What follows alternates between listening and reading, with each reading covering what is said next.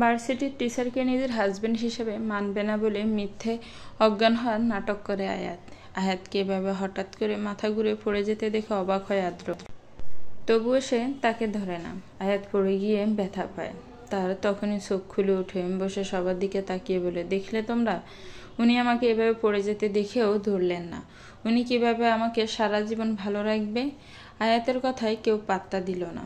আদ্র আয়াতের ভাবার দিকে তাকিয়ে বলল, আয়াত ম্যাথ নিয়ে পড়ে জানি, তবে তার যে অভিনেত্রী হওয়ার শখও আছে তা তো জানাননি আঙ্কেল। আয়াতের বাবা আয়াতের দিকে রাগী দৃষ্টিতে তাকিয়ে আদ্রকে বলল, আসলে বাবা, আমার মেয়েটা এখনও বাচ্চাই রয়ে গেছে। ওর সব কাজই এমন উল্টোপাল্টা, তাই তো তোমার মতো একজনের হাতে ওকে তুলে দিচ্ছি। আদ্র আর কোনো কথা না বলে আয়াতের দিকে তাকিয়ে একটা মুচকি হাসি দিয়ে চলে যায়। আদ্রর এই হাসির পিছনে যে ভয়ানক কিছু আছে তা বুঝে শুকনো ঢুক গিলে আয়াত, আয়াত আমার রুমে এসো। কথাটা বলে আয়াতের বাবাও সেখান থেকে চলে যায়। আয়াতও ভয়ে ভয়ে ওর বাবার পিছে পিছে চলে যায়। বাবার সামনে মাথা নিচু করে দাঁড়িয়ে আছে আয়াত। শান্ত স্বরে সে তার বাবাকে বলল, আমি আদ্র স্যারকে বিয়ে করতে পারবো না বাবা। এটা কেমন কথা আয়াত মা? তুমি তো নিজেই বিয়েতে সম্মতি দিয়েছিলে, তাহলে আমি কি তখন জানতাম নাকি যে তোমার বন্ধুর ছেলে আদ্র স্যার? আমি যদি আদ্র স্যারকে বিয়ে করি তো সবাই ব্যাপারটা কীভাবে নিবে বলো তো? প্রবলেম কি? আজকাল তো এমন অনেক হয়। আর আদ্র আর তোমার বিয়েটা আমরা অনেক আগে থেকেই ঠিক করে রেখেছি। তোমার বিয়ে আদ্রের সাথেই হবে। আর হ্যাঁ, কাল আদ্রের বাড়ির লোকজন তোমাকে দেখতে আসবে। ওদের সামনে যেন কোনো উল্টোপাল্টা কাজ না করতে দেখি। আয়াত বিরক্ত হয়ে রুমে চলে এলো। শেষে কিনা ওই গোমরা মুখো ছাড়টাকে তার কপালে জুটল। অন্যদিকে বেশ ফুরফুরে মেজাজে বোনের সাথে ব্যাডমিন্টন খেলছিল আদ্র, আর প্রায় মুচকি মুচকি হাসছিল। আদ্রকে এভাবে হাসতে দেখে আদ্রের বোন আয়রা বলে, কি ব্যাপার ভাইয়া, তুমি এমন মুচকি মুচকি হাসছো কেন? আদ্র আবারও মুচকি হেসে আয়াতের কথা বলার কাণ্ড বলে। আয়রা আদ্রকে বলে, এটা কিন্তু তুমি মোটেও ঠিক করেনি। আয়রা আপু, ব্যথা পেল না? আর এই পিচ্ছিটা যে আমাকে এত দূর ঠেলে কষ্ট দিচ্ছে। রাতে বিছানায় এপাশ ওপাশ করছে আয়াত, ঘুম আসছে না। সকাল হলে ভার্সিটি গিয়ে আবার আদ্রর মুখোমুখি হতে হবে ভেবেই রাগ হচ্ছে তার। অন্যদিকে আরেকটা চিন্তা মাথায় ঘুরছে আয়াতের। অনেকদিন ধরে ভার্সিটিতে একটা আগন্তুক ছেলে খুব বিরক্ত করছে তাকে, কিন্তু ছেলেটাকে তা বুঝতে উঠতে পারছে না আয়াত।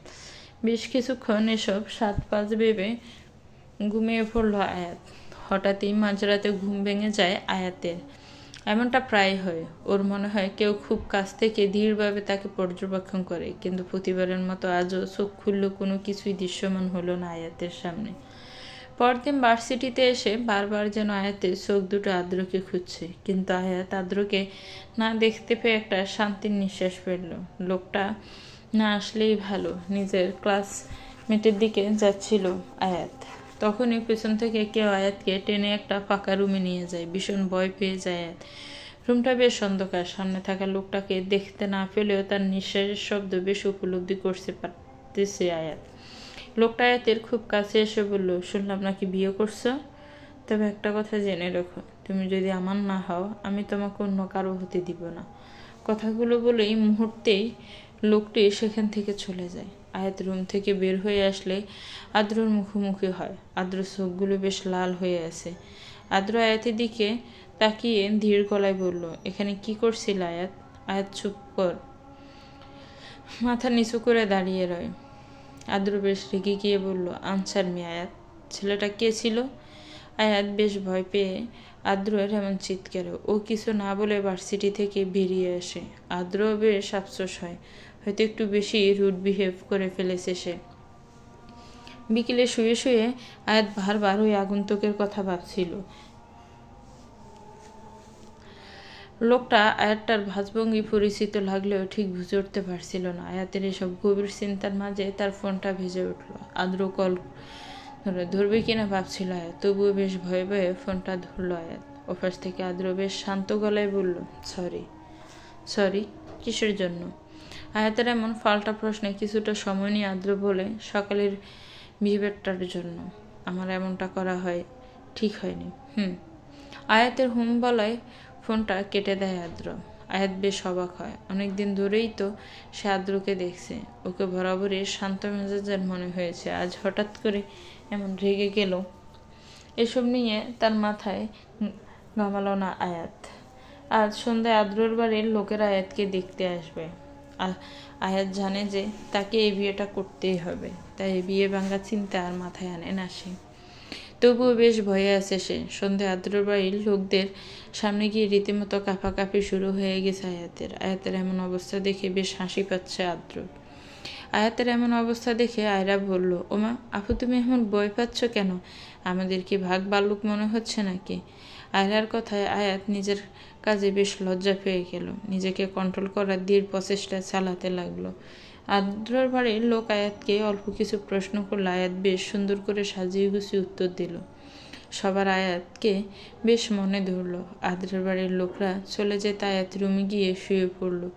এতক্ষণ যে তার ভেতরে কি চলছিল তা বলে বোঝানো যাবে না। আয়াত মাত্রই চোখটা বন্ধ করছে, তখনই তার ফোনে একটা মেসেজও আসে। আয়াত চোখ খুলে ফোনটা হাতে নেয়। আননোন একটা নম্বরের মেসেজ। মায়াময় মুখটাকে এমন পেশার মতো করে রেখো না মায়াবতী। মেসেজটা দেখে কিঞ্চিত অবাক হয় আয়াত। কে দিল এটা? আদ্র নাকি সে আগন্তুক? সকালের সোনালি আলো চোখে পড়তে ঘুম ভেঙে যায় আয়াতের। আজকের সকালটি একটু বেশি সুন্দর লাগছে তার। আয়াত ফ্রেশ হয়ে এসে দেখে তার ফোন বাজছে। আদ্রর কল দেখে আয়াত জলদি রিসিভ করে। আজকে ভার্সিটিতে এসে আমার সাথে আগে দেখা করবে, ছোট্ট এক কথাটি বলে আদ্র ফোন কেটে দেয়। অবাক হয় আয়াত, বেশ ভয়ও পেয়ে যায়। আদ্র হঠাৎ এভাবে দেখা করতে বললো কেন? ভার্সিটিতে এসে আয়াত প্রথমে আদ্রর সাথে দেখা করতে যায়। আদ্র আয়াতের হাতে একটা ছোট্ট বক্স দিয়ে বলে, এটা বাসায় নিয়ে খুলবে, তার আগে না। আয়াত উল্টে কিছু জিজ্ঞেস করার আগে আদ্র চলে যায়। আয়াত হাবার মতো বক্সটা নিয়ে আদ্র ঝাওয়ার দিকে তাকিয়ে রয়। আয়াত বক্সটা ব্যাগে ঢুকিয়ে ক্লাসে চলে যায়। আদ্র আয়াতের বিয়ে তোড়জোড় বেশ ভালো মতোই চলছে। আদ্র যত দ্রুত সম্ভব বিয়েটা করে নিতে চায়। দুই পরিবারের কোনো আপত্তি নেই, তাই আয়াতও আর না করেনি। আজকে আয়াতকে নিয়ে আদ্র শপিংয়ে এসেছে। আয়াতের বেশ অস্বস্তি হলেও কিছু না বলে আদ্রর সাথে ঘুরছে। আদ্র একের পর এক নিজের পছন্দের জিনিস কিনছে আয়াতের জন্য। শপিং শেষে আদ্র আয়াতকে নিয়ে একজনের সাথে দেখা করাতে যায়। সামনে কোনো মেয়েকে দেখে বেশ অবাক হয় আয়াত। মেয়েটা হয়তো আদ্রর ফ্রেন্ড হবে। মেয়েটা দেখতে বেশ সুন্দর, তবে চেহারায় কোথাও একটা মলিনতার চাপ। বেশ কিছুক্ষণ মেয়েটার সাথে কথা হলো আয়াতের। আয়াতকে বাসায় রেখে যাওয়ার সময় আদ্র বলে, তোমাকে যার সাথে আলাপ করালাম ওর নাম রাহা, আমার বেস্ট ফ্রেন্ড ছিল। একটা ছেলেকে ভালোবাসত, পরিবারের বিপক্ষে গিয়ে বিয়ে করেছিল। বিয়ের 4 মাসের মাথায় একটা অ্যাক্সিডেন্টে ছেলেটা মারা যায়। রাহার কাছে সুযোগ ছিল জীবনটা নতুন করে শুরু করার, ও করেনি। আয়াতের মনটা খারাপ হয়ে যায়। আয়াত বিষণ্ণ মনে আদ্রকে জিজ্ঞেস করে, ভালোবাসায় বিচ্ছেদ কেন হয় বলুন তো? আদ্র মুচকি হাসে আয়াতের কথায়। কোনো উত্তর না দিয়ে ড্রাইভিংয়ে মন দেয়। খানিকক্ষণ পর বলে, যে ভালোবাসায় বিচ্ছেদ হয় তাই যে অমর হয়ে রয়। যেসব ভালোবাসা পূর্ণতা পায় সেগুলো কজন মনে রাখে বলো? আর যেসব ভালোবাসায় বিচ্ছেদ হয় তা মানুষের মনে একটা দাগ কেটে যায়। ভালোবাসায় বিচ্ছেদ হওয়াটা কি খুব জরুরি? হয়তো বা। আয়াত যেন খুব ভালো মতো আদ্রর কথাগুলো উপলব্ধি করছে। লোকটা ভরে ভরে খুব সুন্দরভাবে গুছিয়ে কথা বলে। আদ্রের এই কথার প্রেমে যে আয়াত অনেক আগেই পড়েছে। আদ্র আয়াতকে বাসায় রেখে চলে যায়। আদ্র আয়াতের বিয়ের বেশি দিন বাকি নেই, আর মাত্র 3টে দিন। এখন সাধারণভাবে কাবিন করে রাখবে বলে ঠিক করা হয়েছে। একদিন আয়াতের মনে আদ্রের জন্য অন্যরকম একটা অনুভূতি সৃষ্টি হয়েছে। প্রথমে বিয়েটা নিয়ে আয়াত খুশি না থাকলেও এখন বেশ খুশি। ভার্সিটি শেষে আদ্রের জন্য দাঁড়িয়ে আছে আয়াত। আদ্র আজ তাকে বাসায় দিয়ে আসবে বলেছে। ব্যবসা গরম, তার উপর প্রচণ্ড রোদ। বেশ বিরক্ত লাগছে আয়াতের এভাবে দাঁড়িয়ে থাকতে। মুখটা একদম লাল হয়ে গেছে। বেশ খানিকক্ষণ পর আদ্র এলো। আয়াত এবার যেন একটা শান্তি পেল। দ্রুত গিয়ে গাড়িতে বসলো। আর কিছুক্ষণ রোদে দাঁড়ালে যেন মাথাটাই ফেটে যেত। আয়াতকে এমন দেখে আদ্র বলল, কি ব্যাপার, এমন লাল হয়ে আছো কেন? আয়াত এবার আদ্রের দিকে চোখ গরম করে তাকিয়ে বলল, সেই কখন থেকে রোদে দাঁড়িয়েছিলাম। আপনার কি কমন সেন্স নাই? কতক্ষণ দাঁড়িয়েছিলাম? আরে বাবা, সরি তো, একটু কাজ ছিল তাই লেট হয়ে গেছে। আদ্র পানির বোতলটা আয়াতের দিকে এগিয়ে দিয়ে বলল, চোখে মুখে একটু পানি ছিটিয়ে নাও, ভালো লাগবে। আয়াত কিছু না বলে চুপচাপ বোতলটা নিয়ে নিল। আদ্র ড্রাইভিংয়ে মন দিল। দেখতে দেখতে কেটে গেছে 2 দিন। আজ আদ্র আয়াতের বিয়ে। সকাল থেকে বেশ এক্সাইটেড আয়াত। বাসাভর্তি লোকজন, তাই নিজের এক্সাইটমেন্টটাকে নিজের ভেতরেই লুকিয়ে রেখেছে সে। সবটা বেশ ঘরোয়াভাবে হচ্ছে। সন্ধ্যার দিকে বিয়ে পড়ানো হবে। সকাল থেকে অনেকবার আদ্র ভিডিও কল দিয়েছে। আয়াত এত মানুষ দেখে কলটা আর ধরেনি। তবে বিকেলের দিকে সে আদ্রর কলটা ধরলো, তবে ভিডিও কল না। কি ব্যাপার আজ কাদের কাল যে তোমার সব হবে, তার ফোনটাও ধরছো না যে? আয়াত একটু হেসে বলল, কীভাবে দূরি বলেন? আশেপাশে এত লোক, সবাই কী ভাববে? আয়াতের কথায় আদ্র বেশ খানিকক্ষণ চুপ থেকে বলল, এখন একটু তোমার মুখটা দেখা দরকার ছিল। নিশ্চয়ই লজ্জা একদম সিঁড়ির মতো লাল হয়ে গেছে। খিলখিলিয়ে হাসে আয়াত, বলে, আপনাকে এখন দেখতে হবে না, একটু পর তেমনি দেখতে পাবেন। মা ডাকছে, ফোনটা রাখুন। সন্ধ্যাবাতির আলোয় জলমল করছে চারিদিক। বিয়ের আনন্দে মেতে আছে সবাই। খুব সাধারণভাবে আদ্র আয়াতের বিয়ে সম্পন্ন হলো। আয়াতের মুখে এক টুকরো মিষ্টি হাসি লেগে আছে, পবিত্রতার হাসি। বিয়ে পড়ানো শেষে আয়াতকে আদ্রের বাসায় নিয়ে যাওয়া হয়। আয়াত প্রথমে বেশ ভয়ে থাকলেও পরে আর অসুবিধা হয়নি। আদ্রের বাড়ির সবাই বেশ ভালো। সবাই আয়াতকে আপন করে নিয়েছে, বিশেষ করে আদ্রের বোন আয়রা। এখন প্রায় মাঝরাত। সব কিছু সেরে উঠতে গিয়ে দেরি হয়ে গেছে। বেলকনিতে দাঁড়িয়ে আছে আদ্র আয়াত। আদ্রর খুব ইচ্ছে জীবনের এই স্পেশাল দিনটা তার প্রিয়জনের সাথে গল্প করে কাটাবে। চারিদিকে সুন্দর হাওয়া বইছে। আয়াতের মুখে এক সিলতে মুচকি হাসি। ছাদের আলো পড়ে মুখটা চকচক করছে। আদ্র বেশ খানিকক্ষণ আয়াতকে পর্যবেক্ষণ করে বলে, সেই আগন্তুকের কথা ভাবছো নাকি? আয়াত বিচলিত হয়, ভ্রু কুঁচকে আদ্রের দিকে তাকায়। একদিকে সে আগন্তুকের কথা এক প্রকার ভুলেই গিয়েছিল। আয়াত কেমন চুপ থাকতে দেখে আদ্র বলে, আগন্তুকের ভাবনায় এতটাই ডুবে গেলে? আমি সত্যিও নাকি চিনি না। আয়াতের চুপসে যাওয়া মুখটা দেখে আলতো হাসে আদ্র। সে আগন্তুককে তুমি খুব ভালো মতোই চিনো। সে যে বর্তমানে তোমার সামনে প্রতীয়মান। অবাক হয় না আয়াত? সে এমন একটা কিছুই আশা করেছিল। আয়াত একটু গাল ফুলে আদ্রের দিকে না তাকিয়ে বলল, আমাকে এভাবে জ্বালানোর মানে কি? জানেন, এর টেনশন আমার রাতের ঘুম উড়ে গিয়েছিল। আয়াতের কথায় মুচকি হাসে আদ্র। আয়াতের দিকে কিছুটা ঝুঁকে গিয়ে ওর কানে কানে বলে, আর তুমি যে আমার 1000 রাতের ঘুম কেড়ে নিয়েছিলে তার কি? আয়াত উল্টা আদ্রকে বলে, আপনি লোকটা তো আসলেই ভালো না দেখছি। এত প্রতিশোধ নেওয়া হলো, তবুও কি এই খারাপ লোকটাকে তুমি ভালোবাসো? আদ্রের এই কথা আয়াতের ভেতরে এক অদ্ভুত শিহরণ হয়ে গেল। আদ্রের দিক থেকে চোখটা নামিয়ে নিল। আপনাকে হয়তো ভালোবাসি, হয়তো বড্ড বেশি ভালোবাসি। এত অল্প সময় কারো প্রতি এত দৃঢ় অনুভূতি জমানোটা বিশ্বাসযোগ্য কিনা আমি জানি না, তবে আমি আপনাকে ভালোবাসি। দেখা আয়াত, ভালোবাসাটা মন থেকে আসে। এখানে সময় অসময় ব্যাপার না। আর আমার মনে হয় তুমি সর্বদাই বিরাজমান। আয়াত আলতো হেসে আদ্রের বুকে মাথা রেখে বলে, আমার মনে কি আমার এতটুকু ঠাঁই হবে? মাস্টার মশাই। দুজনের হাসি মশাই রাতটা কেটে গেল। সকাল সকাল ঘুম থেকে উঠতে দেরি হয়ে যায় আয়াতের। আয়াত বেশ ঘাবড়ে যায়। না জানি সবাই কী ভাবছে। একেই নতুন জায়গা, তার উপর সারা রাত জায়গার কারণে ঘুম ভাঙতে দেরি হয়ে যায়। আয়াত গুটি গুটি পায়ে বাইরে গিয়ে চুপচাপ দাঁড়িয়ে রয়। আয়াতকে দেখে আয়রা এগিয়ে আসে। আয়াতকে ভুল প্রমাণ করে সবাই ওকে আপন করে নেয় খুব অল্প সময়ে। এত কম সময়ে আয়রার সাথে বেশ ভালো একটা সম্পর্ক গড়ে উঠেছে তার।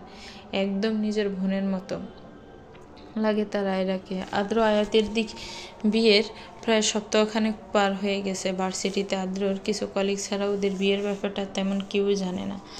আয়াত তার ক্লোজ কিছু ফ্রেন্ডকে জানালেও ভার্সিটিতে গিয়ে আদ্রের থেকে দূরে থাকারই চেষ্টা করে আয়াত। ক্লাস ফাঁকা থাকায় লাইব্রেরিতে গিয়ে বসেছিল আয়াত। মন মতো একটা বই খুঁজছিল সে, কিন্তু মন মতো পাচ্ছিল না কিছুই। অবশেষে মন মতো একটা বই পেল সে।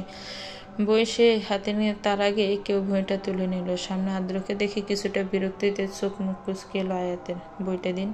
প্রবলেম কি তোমার? আদ্রের এমন খাপছাড়া প্রশ্ন উত্তর আয়াত বলল, আমার কি প্রবলেম হবে? আজকাল ভার্সিটিতে এলে দেখি আমাকে চিনতেই পারো না। নতুন করে প্রেম করার শখ জেগেছে নাকি? আদ্রের এমন কথায় ফিক করে হেসে দেয় আয়াত। আয়াতকে হাসতে দেখে আদ্র বলে, আজকেই পুরো ভার্সিটিতে জানিয়ে দিব যে তুমি বিবাহিত। তারপর দেখি তোমার একজুটে কেমনে। আয়াত অনেক কষ্টে নিজের হাসি থামিয়ে বলল, আপনি তো মশাই ভারী হিংসুটে, না হয় একটা প্রেমই করতে চেয়েছি, তাতেই এমন করবেন? আদ্র এবার আয়াতের কোনো কথার উত্তর না দিয়ে চলে যায়। আয়াতের বেশ লাগে আদ্রকে এভাবে রাগাতে। রাগলে আদ্রর নাকটা একদম লাল হয়ে যায়। আয়াতের খুব ইচ্ছে করে সেখানে একটা কামড় বসিয়ে দিতে, কিন্তু তার কি হবে? আদ্র আয়াত ভার্সিটি থেকে ফেরার পথে বেশ বৃষ্টি শুরু হলো। আয়াতের খুব শখ হলো বৃষ্টির পানিতে হাত ভেজাতে। আয়াত গাড়ির জানালা খুলে হাত জোড়া ভেজাতে লাগলো। আদ্র এক পলক আয়াতের দিকে তাকিয়ে বলল, জানো তো আয়াত, এমনই কোনো একদিন অবেলায় তোমাকে দেখেছিলাম। তোমার সেই অবেলার দেখাতেই যে আমার সর্বনাশ নিহিত ছিল। তোমার সেই মিষ্টি চাহনি যে আমার হাজার রাতের ঘুম কেড়েছিল। কেন বলো তো? সেদিন অবেলায় তোমার দেখা পেয়েছিলাম, সেদিন থেকে যে আমার পুরো দুনিয়া উলট পালট হয়ে গেছে। ভালোবাসি আয়াত, ভীষণ ভালোবাসি তোমায়। আলতো হাসে আয়াত। আদ্রর বলা শেষোক্ত কথাটির মূল্য তার জানা আছে। মনে মনে ভাবে, ভাগ্যিস সেদিন অবেলায় আদ্রকে দেখা হয়েছিল, নয়তো এমন একজন প্রেমিক পুরুষ কোথায় পেত সে? আদ্রর দিকে নিষ্পাত চোখে এক ফলক তাকিয়ে ভাইরে বৃষ্টি দেখে মন দিল। পাশে ভালোবাসার মানুষ থাকলে যে সব সুন্দর লাগে। সমাপ্ত। তো ভিউয়ার্স, গল্পটা কেমন লেগেছে একটু কমেন্টস করে জানাবেন। গল্পটা ভালো লাগলে একটা লাইক করবেন, গল্পটাকে শেয়ার করবেন, আর আমার চ্যানেলের সাথেই থাকবেন। যারা অলরেডি আছেন তাদেরকে অনেক অনেক ধন্যবাদ। আল্লাহ হাফিজ।